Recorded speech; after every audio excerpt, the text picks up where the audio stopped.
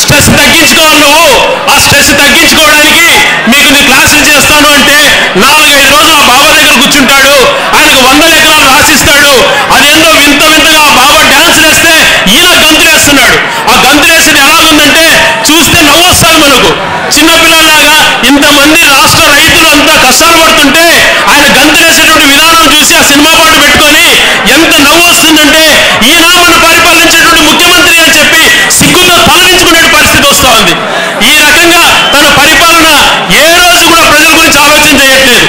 అలాగా డ్యాన్స్ వేసినట్లు పోనిచ్చి తనకు తాను తన పేరుతో పథకాలు పెట్టుకోవడము, కటౌట్లలో మన కులదైవమైనటువంటి మనం ఆరాధదైవమైనటువంటి వెంకటేశ్వర స్వామి రూపంలో ఈయన ఫోటోలు పెట్టుకోవడము, ఈయన బ్రహ్మ అని చెప్పుకోవడము, ఈ ప్రచారానికి పైసెత్తానికి నిజంగా వీళ్ళు ఎక్కడికి పోతున్నారు అని చెప్పేటువంటి ఆలోచన వస్తుంది. వీళ్ళు ఏమైనా ప్రజలకు మేలు చేసే వాళ్ళ కాదు. వాళ్ళు కొమ్ము కాసేటువంటి కార్పొరేట్లకు 3-4 మేలు చేసి ఈయన వెంకటేశ్వర స్వామి అయిపోయాడట. ఈ రకంగా చెప్పుకునేటువంటి ముఖ్యమంత్రి దేశంలో ఎక్కడా ఉండడు. ఏ ఒక్కటి తన హయాంలో పూర్తి చేయలేదు. ఏ ఒక్క పథకము తను ప్రవేశపెట్టలేదు. ఏ ఒక్కటి ప్రజలకు ఉపయోగపడేటువంటిది చేయలేదు. ఎప్పుడు ప్రచార ఆర్భాటాలు.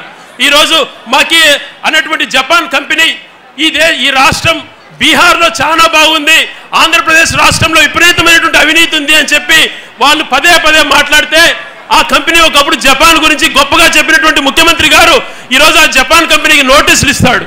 ఆ కంపెనీనే చెప్పింది వీళ్ళు మోసాలు చేస్తున్నారు, ప్రతి ఒక్కటి దగా చేస్తున్నారు, ఏ ఒక్కటి కూడా కరెక్ట్గా లేదు, ప్రతి ఒక్కటి ఒత్తిడి లోపాయికారు ఒప్పందాలతో చేస్తున్నారు, ఈ రాష్ట్రం అల్లకల్లోలంగా ఉంది, అవినీతిమయం అయిపోయింది అని చెప్పి ఆ కంపెనీ చెప్తే ఆ కంపెనీ ఎటువంటి రాజకీయ ప్రలోభాలు లేనటువంటి ఆ కంపెనీ నిజాలు మాట్లాడితే వాళ్ళకు నోటీసులు ఇచ్చే పరిస్థితి వచ్చింది. ఎందుకు ఇంత దుర్మార్గమైనటువంటి పాలన కొనసాగిస్తున్నారు? ఏ ఒక్క పద్ధతిలో అయినా కూడా రైతులు కానీ, కర్షకులు కానీ, కార్మికులు కానీ, ఉద్యోగస్తులు కానీ ఎవరన్నా సంతోషంగా ఉన్నారు ఈ రాష్ట్రంలో? కేవలం మీరు మీ బంధువర్గం తప్ప.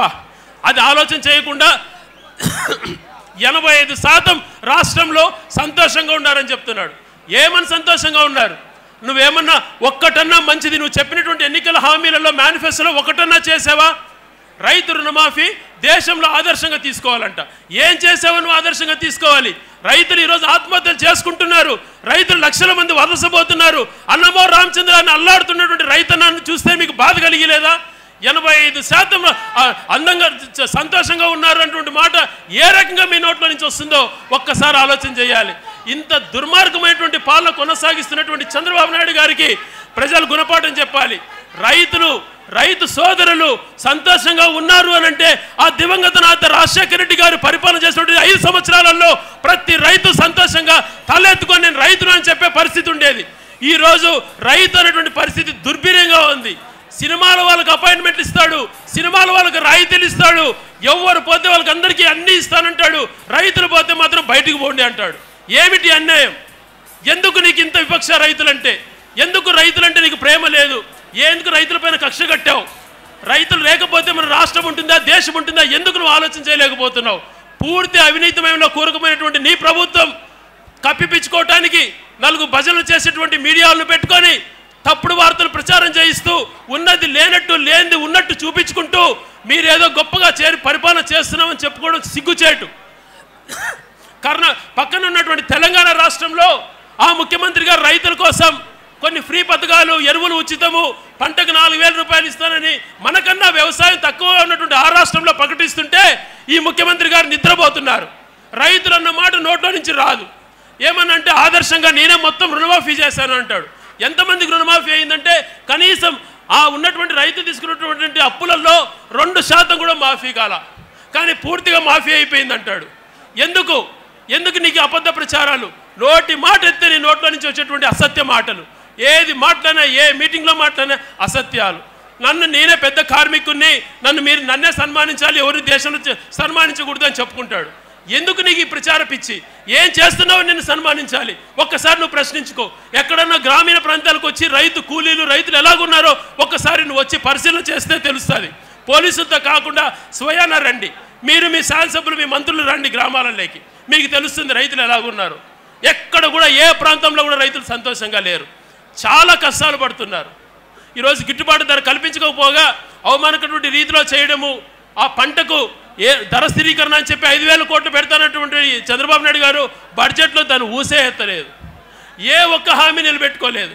పోనీ అక్క చెల్లెలు బాగా చూసుకుంటాడా అని అంటే ఆ అక్క చెల్లెలకు నేను సెల్ ఫోన్లు ఇస్తాను, అన్ని పోలీస్ స్టేషన్లు పెడతాను, అవి చేస్తాను ఈ చేస్తాను అని చెప్పి డాక్టర్ రుణాలు పూర్తి మాఫీ చేస్తానని చెప్పి అవి చేయకపోయాడు. ఏ ఒక్కటి చేయనటువంటి ముఖ్యమంత్రిగా చరిత్రలకు ఎక్కుతున్నాడు. ప్రచార ఆర్భాటం. ఈయనకైనా వెంకటేశ్వర స్వామి అనుకుంటాడు. ఈయనకైనా ఆ స్టేజ్లు ఎక్కి ఆ డ్యాన్స్లు వేసే విధానం చూస్తే సిగ్గుతో తలదించుకోవాలి. ఏంటి ఒక ముఖ్యమంత్రి అనేటువంటిది నువ్వు మర్చిపోయి నువ్వు చేస్తున్నటువంటి వ్యవహారాలు ఏందో ఒకసారి ఎందుకు ఆయన నన్ను ప్రశ్నించుకోలేదో ఒకసారి ఆలోచన చేసుకోవాలి. మళ్ళీ కోరుతున్నాం, వైఎస్ఆర్ కాంగ్రెస్ పార్టీ తరఫున మా ప్రియతమ నాయకుడు జగన్మోహన్ రెడ్డి గారి ఆధ్వర్యంలో రైతులు మళ్ళీ తలెత్తుకొని తిరిగే విధంగా మా ప్రభుత్వం ఉంటుంది అని చెప్పి ఈ వేదికపై నుంచే ప్రమాణం చేస్తున్నాం.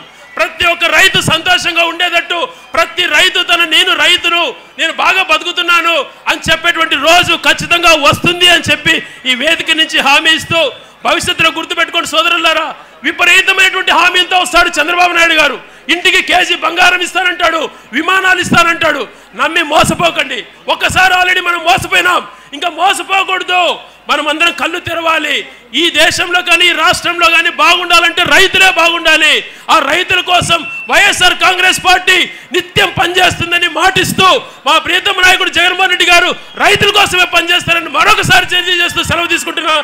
జై హింద్, జై జగన్, జై జగన్, జై జగన్, జోహార్ వైఎస్ఆర్, జోహార్ వైఎస్ఆర్, జోహార్ వైఎస్ఆర్.